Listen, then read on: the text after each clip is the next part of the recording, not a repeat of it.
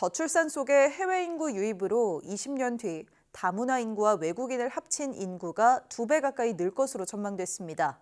이에 따라 이주 배경 인구가 총 인구의 8%를 넘을 것으로 보입니다. 이승은 기자가 보도합니다.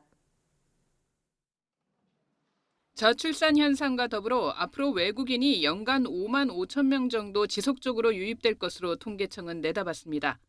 이에 따라 지난 2022년 220만 명인 이주 배경 인구는 20년간 2배 가까이 늘어서 2042년 404만 명에 이를 것으로 전망됐습니다. 이주 배경 인구는 다문화 인구와 우리나라에서 석 달 이상 체류한 외국인 인구를 포괄하는 개념입니다.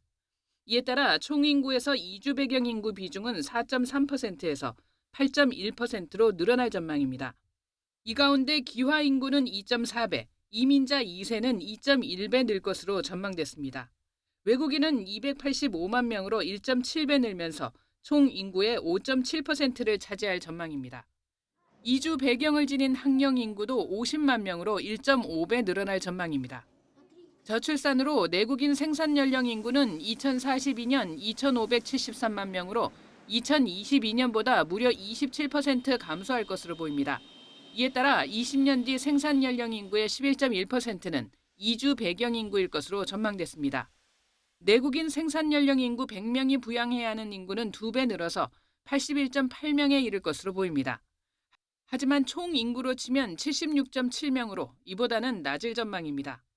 외국인의 유입으로 저희 생산 연령 인구로 많이 편입이 되다 보니까 내국인 총부양비가 총인구 총부양비보다는 좀 더 높을 것으로 보여집니다.